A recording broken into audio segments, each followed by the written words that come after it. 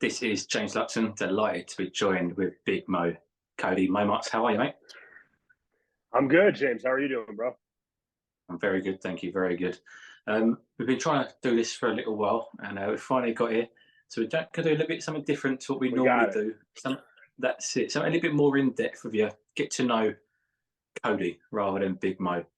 Let's start Let's do with it. your upbringing. You grew up in Colorado. First of all, what does Colorado slash home mean to you? Oh, wow. I mean, obviously, so I grew up in Colorado my whole life. I was born in San Diego. I was raised by a single father. Not much of a big family. So I value my friends a lot. My friends ultimately became my family. Generated a lot of friends through my time being an athlete. I was an athlete my whole life.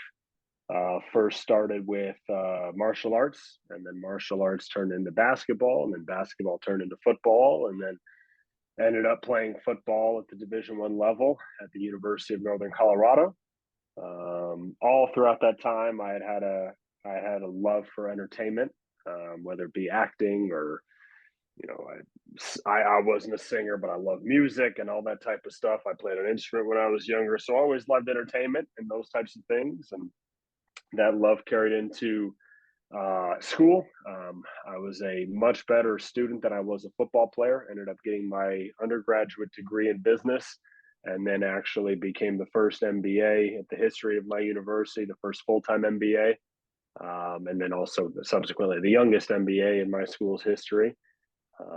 Ended up starting a company at my time at university, which I still do full time. I'm the COO of Sports Thread Inc., which is a social media and software as a service platform for the youth and amateur sports community. So I do that. And then I wanted to pursue entertainment. So I became a commentator and then became a commentator, turned into being a ring announcer. And then fast forward, now I'm talking to Slothbox while I'm in Wolverhampton, England. So that's the timeline. Living the dream. Trying, working on it. That's it. I mean, there's a lot there to dissect through. First of all, you mentioned there you Yes. were brought up by a single father. It's not a common situation that we hear a lot of. What was that like for No. yourself? It was interesting. I mean, my father's my best friend. Still take care of him to this day. He is a very smart man. Taught me pretty much a lot of the things that I know. But he definitely was from the standpoint of that, the importance of a parent and a father, or any type of parent, is to prepare their child for the real world. So that was obviously his emphasis, was making sure that I'm ready to go pursue and chase the life that I want, which I agree with as well. I want to have kids one day, so I want to apply that same logic to when I have children. So it was good. I mean, I grew up, it was pretty interesting because my father's much older than a lot of other people that would have a child at, that's my age currently. My dad's almost 80 years old. So that was different. He grew up in, the 1940s and 50s. And I'm technically a first generation American because he was born at the end of World War II in Istanbul, Turkey. So I have a crazy family history and that type of stuff. So that's all, kind of in the weeds, but it was good. I enjoyed growing up so close to my father. He definitely was a full-time father, which I think was great. I think that that's something that not every parent can have or can be. So I loved it. Talked about your heritage. You mentioned there Istanbul, Turkey. Mhm. Have you ever sort of delved into that side of things and looked into it? And So a little bit. That's one of the downsides of being on the younger side of my family tree and my family lineage. My family is Dutch and Hungarian descent. They were displaced because of World War II and the Holocaust. Ended up fleeing to America. My father was actually born on a refugee train out of Istanbul, Turkey. My grandparents ended up actually, they're scientists and they became professors and deans at Duke University and UCLA, et cetera. My grandmother taught Sally Ride, who ended up becoming the first female astronaut. So big science and STEM background with my family. My father ended up becoming an attorney in Los Angeles. So I know a little bit of my family history, but I wish I knew a little bit more. But I think a lot of it been lost in translation and lost throughout history and that type of stuff. So I mean, we certainly know where you get your brains from with that little bit of information you do have there. I think so. I think Absolutely. so. But we'll come on to your education and your business shortly. First of all, talk to me about Shotokan Karate, what that means to you and what it taught you. Yes. Taught me a lot of things. It was so I grew quickly. I was always a tall kid, and I had trouble growing into my body, balance and range and coordination, all that type of stuff. So my father put me in martial arts as a way to helpfully teach me those things, which it did. So I mean, look, it taught me a lot of stuff. I was able to practice at a really top notch dojo called IMA. Ended up, I mean, I had a lot of training partners. Ended up competing at the international level. I mean, most notably was Cameron Madani, who was the son of the two parents that ultimately ran the dojo. Um, and yeah, I mean, it was my first sport that I was serious about. It was my first sport that I really cared about competition wise and things like that. That was the first sport that I really traveled for and went to different classes and that type of thing. Um, as my life progressed, I then transitioned more to team sports because of my physical attributes, and also opportunities to pursue it at higher levels.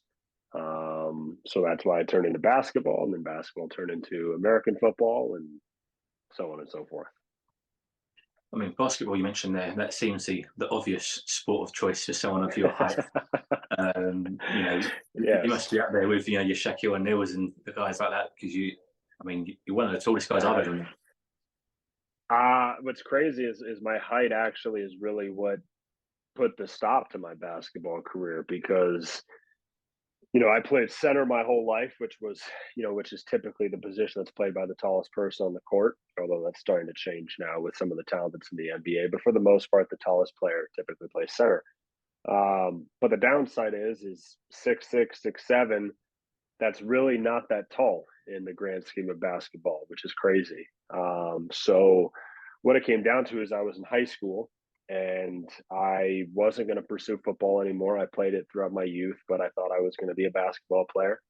And I had signed up for a weightlifting class that was actually ran and it was designed for the football team. But I signed up for the class. And so I ended up going to the football coach and saying, "Hey, coach, look, can I stay in the class? I want to get stronger. My friends are going to be on the football team. I still want to stay in the class. Can I be in the class and not play?" And he straight up said no. So he backed me into a corner a little bit and kind of pushed me over the edge to play football. Was pretty good my freshman year. Ended up playing and starting, and that was all great.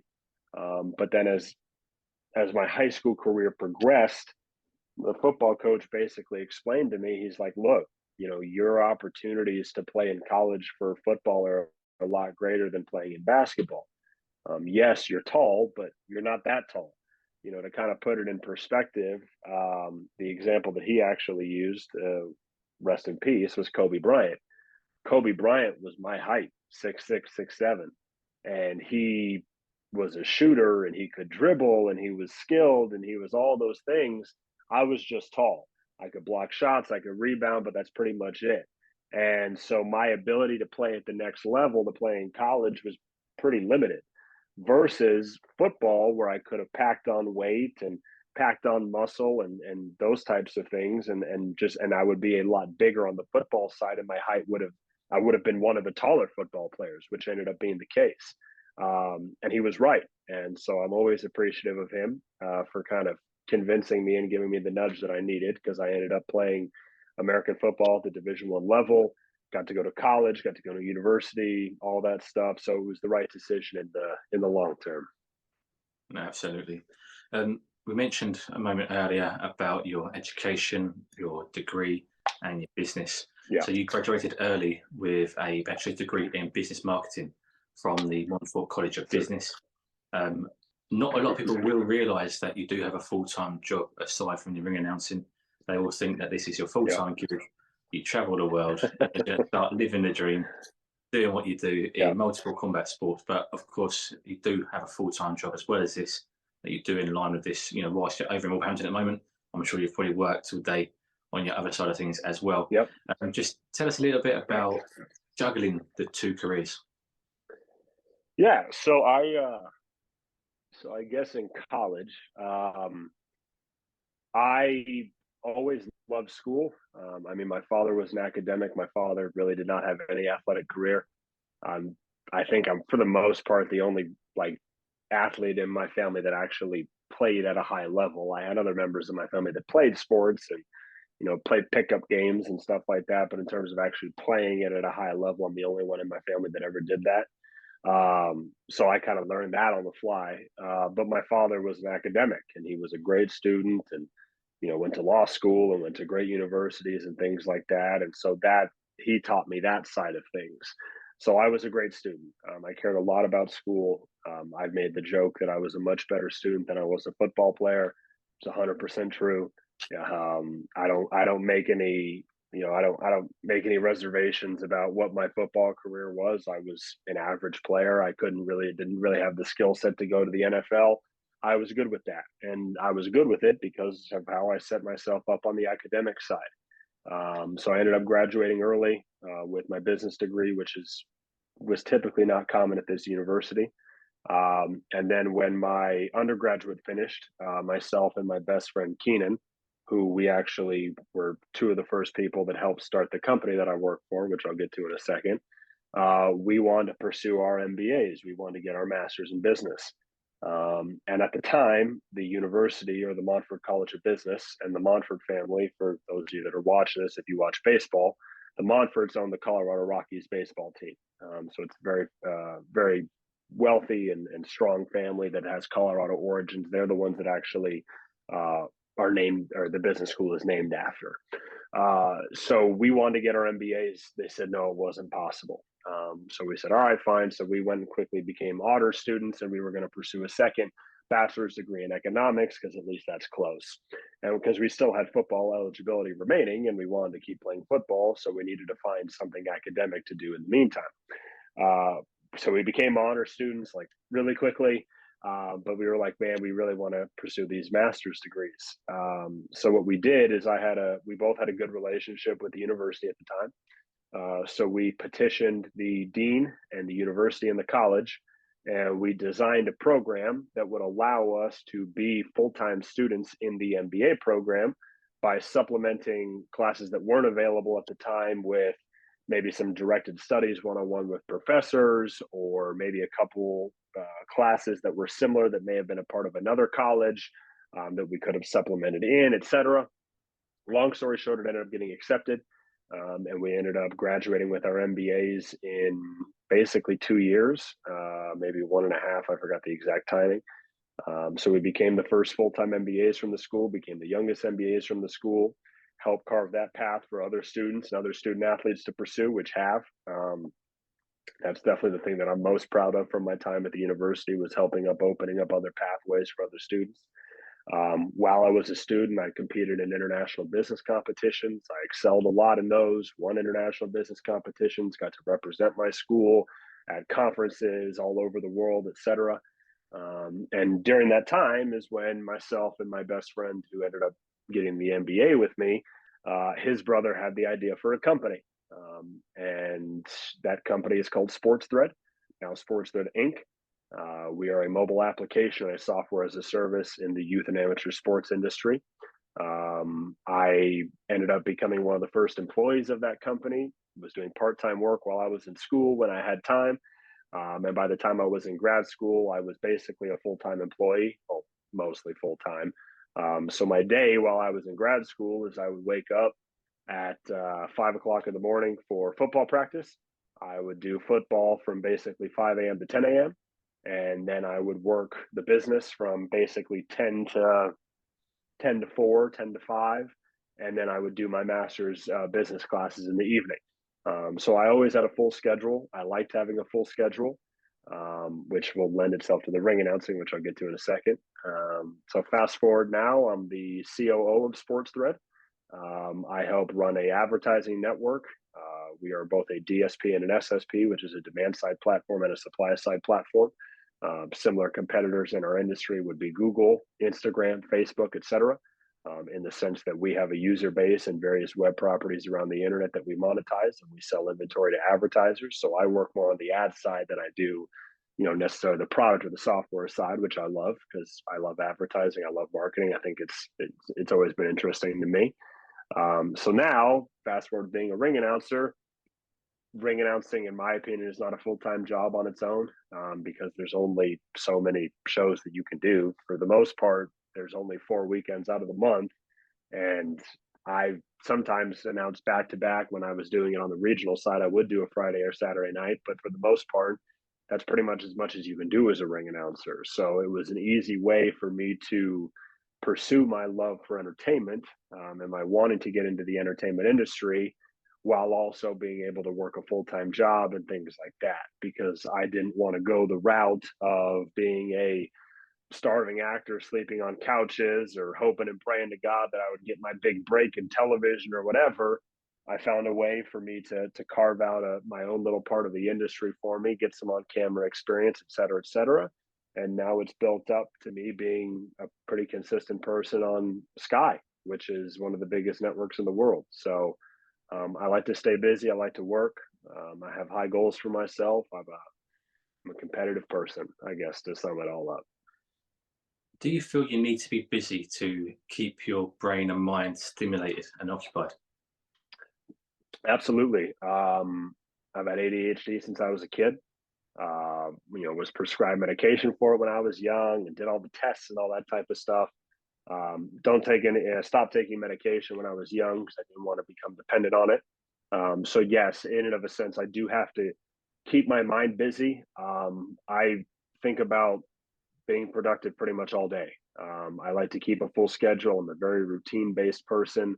I like structure. I like organization, etc. So when you factor all that into me living my life and doing those things, it kind of makes sense for me to be so busy. Again, through college, I was playing a sport, being a student, and helping run a business and being an employee all at the same time. So when the sports ended and the school ended, I had all this time to find other things to do. So being a ring announcer, it doesn't, to me, even as much as I push, I still have a lot of time left on my plate to do other things, which I like. Let's talk about the part-time job, as you called it, the ring announcing. Um, Take me back to the first time. Obviously, you started off as a commentator, and then that progressed into the ring announcing. Take me to the ring announcing. The Yeah, first time you've done that, you entered cage or ring. You tell me, what did that feel like? What was yeah. that? Was there any nerves? Did it feel like you're calling? Did it feel natural to you? So I started off as a commentator for the regional scene. Um, you know, 200-person shows, 500-person shows, things like that. And I ended up singing the ring announcer, and I thought that was maybe more my speed because I was comfortable being in front of people. I was a good public speaker. I hosted shows and awards while I was in college, which is kind of what sparked my interest to do it. Um, and so they finally let me try being a ring announcer. And even looking back, I thought I was terrible, but I think that I had something. I did have a voice. I did have a presence. I didn't make mistakes, things like that. I was a good public speaker, just objectively, even at 23 when I started. And so at that moment, I had some coaches and some managers and some promoters tell me that, hey, you're onto something here. You may have a career in this. So when I heard that, how my mind works is if I'm going to do something and I'm going to dedicate my time to it and pursue it, I want to be the best at it. I don't want to just do it as a hobby. I never want to be like, oh yeah, I ring announce every couple Fridays and I make $100 and whatever. I want to do it. I want to pursue it. So I remember the first thing I did was I charted out, and I still have this spreadsheet and database that I built on my computer. I still have it right over here. But I started applying my business degree to this because what I realized is that there was no textbook to read. There was nothing I could Google. There is no how to become a ring announcer for dummies book. Like that doesn't exist. It's an extremely niche industry. Pretty much the same guys have been doing it for the past 30 years. It's tough to break into, etc. So I had to figure out my own way to get information or get education and things like that. So I ended up building this database where I charted every single ring announcer that I could find. I've scoured social media and the internet and all that type of thing because, yeah, I think the majority of people know Michael Buffer, know Bruce Buffer, or Jimmy Lennon Jr. or whoever the big announcers that there are. But there's a handful more. I would say of professional ring announcers across the country that are consistent, or across the world that are consistent, or maybe travel for shows. There's, I mean, maybe 100. The number may even be closer to 50. So I charted everything out. I started tracking what I could, saw how they acted on social media, did social listening, see who they announced for, how frequently they announced, et cetera, et cetera. And what I saw was a massive gap in the industry, which was really there was no one young doing it. And, maybe the youngest guy or girl was 30, 35 years old, and they weren't even that frequent on TV. They didn't really weren't on a big platform. For the most part, the top 10 guys, top 15 guys or women, the average age was somewhere between 45 and 70. So I'm like, holy crap, there's an opportunity here, especially when you hear about how much combat sports are trying to get that younger demographic or get that younger market. I was like, all right, there may be something here. So I quickly decided to pursue it heavier, to push and utilize social media because, again, because of the age demographic, social media really wasn't used a lot. Started to brand myself, started thinking in terms of ways to separate myself. So I used to wear sunglasses in the ring. That was kind of my visual aesthetic. But it was all designed to grow and to get new eyes on what I was doing. Because what I did in the beginning is I started calling everybody. I'm not afraid of being told no. I know good sales techniques. I know how to pitch on the phone and all that type of stuff. So I just called every promotion. I remember I called Top Rank, I called UFC, I called all these different businesses. And, for the most part, I got the same answer from all of them, which was, yeah, we have our guy, or yeah, we have our person. And my response was, well, what if I'm better? And I didn't say that response in a way of being arrogant or anything like that, because their response would be, well, what do you mean? Do you mean you're a better announcer? And I would say, no, no, no. Announcer's subjective. Some people like ketchup, some people like mustard, some people like Bruce Buffer, some people like Michael Buffer, et cetera, et cetera. My position was, well, what if I can give you different things? What if I can be of more value to you? So I quickly needed to find ways that could be achieved, i.e., working with sponsors or doing commercials or being more than just a guy that showed up on fight night and read names off of a card. How could I be more a part of the show? How could I be more a part of a broadcast, et cetera, et cetera? And that's ultimately how I built my career. So ended up going viral on social media a few times because I was literally the only announcer that really leveraged social media for the most part in terms of knowing how to structure reels and TikToks and utilize hashtags and utilize stories and highlights and all those types of things. And all the topics that I learned from getting my master's degree in business a year ago and from starting a company a year ago that's amassed a user base of 750,000 people and has built a software as a service product. I took the lessons that I learned from that and applied it to being a ring announcer. So, there was a time where if you searched ring announcer on social media, legitimate, and this isn't an arrogant thing, but I was literally the only search result because no one really else was utilizing social media and pushing it and that type of thing. So I ended up going viral a couple times and introduced my friend's wedding, and that went big on TikTok, and did this, and then that went viral. And then a lot of people thought I was related to Michael Buffer. Some people thought I was Bruce Buffer's son. And then people would make videos saying, is this the next announcer? And then it would just snowball, which I knew would happen because of how social media works and how going viral works and how all that stuff works. So I ended up getting more work, getting more job opportunities, etc. And then I guess the first break, for lack of a better word, is when I got to do Eddie Hall versus Hafthor Bjornsson, their giant fight in Dubai or whatever. That's kind of the first time I really got put on an international stage. And it was actually that fight that Boxer and Sky discovered me. And I remember they reached out to me, said, they liked my work, whatever. And then it just went silent. And I was like, all right, well, they're gone. I didn't really know who Sky was at the time. And then they ended up reaching out again, and they wanted to do a test run with me. And that test run ended up actually being Chris Smith versus Isaac Chamberlain last year in Bournemouth. So I did that show, and here we are. And I didn't leave. They liked me, and now I've become an integral part of Boxer and an integral part of Sky, and now also hopefully an integral part of NBC. Absolutely. Final question from me, Kody. Yeah. You've covered a lot of what I wanted to cover there, which is great. But you've been doing this for a few years now. Tell me your favourite memory so far from the ring announcing. Whew. I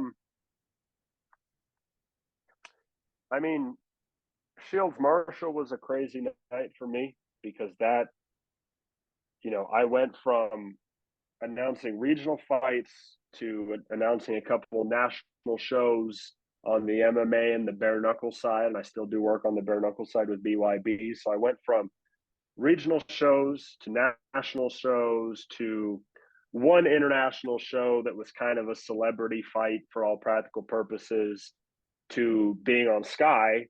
And then my third show on Sky was for the undisputed world championship that ended up breaking every Sky viewership record and was on ESPN and all that stuff. So it happened. Like, my career has just, it's been rapid, which I've loved. I've loved that. So Shields Marshall was huge. In terms of a specific moment, I actually talked about it on Sky a couple weeks ago, but when I introduced Joseph Parker by his Polynesian name, and that went viral, and the messages that I got from members of that community, that the messages and the appreciation that I got for that, just that small thing that I did for him, kind of showed me the importance of the job and showed me the cultural importance of the job and why the job can help highlight people from different parts of the world. So I've had big moments. I've had maybe smaller moments that generated a lot of impact. But in terms of a favorite moment, I'm not sure I really have one, to be honest. I mean, it's all been an amazing moment. It's all just happened really quick. Absolutely. Well, Kody, thank you very much for opening up, showing us the real Kody behind Bigmo. Yes. Just, you got a couple of social media pages that you do a few different things on pages. Give us your handles there. Yeah. You can follow me on Instagram and TikTok at official.bigmo, BIGMO. And then on Twitter, which I don't use as much because I like posting content. I don't necessarily always like posting my thoughts. But Twitter is at bigmo_official. And then I'm also on Facebook as Big Mo. But I utilize social media a lot. For those of you that watch this and subscribe to Slothbox, follow me, interact with me, send me a message. I try to respond to everybody. I try to give everyone time. I think I'm kind of in an interesting position to where I listen to what people have to say. If you have an idea for a way to introduce someone, or you have something you think would sound cool, message me. I'm not, I'm a fan first. I just happen to have a decent voice and know how to present. So I'm a ring announcer also. So think of me as like the people's announcer or something like that. Always message me, communicate with me. I'll try to respond as quickly as I can. Also, make sure you follow Boxer and follow Sky Sports.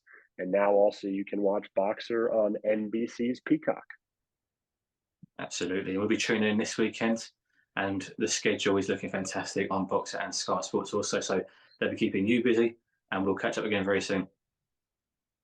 Absolutely. Thank you, James. And make sure you all follow Slothbox. This is one of the harder working journalists in the industry, and I appreciate him. So thank you, James. Thanks for the time. No worries at all. Pleasure as always. Thank you.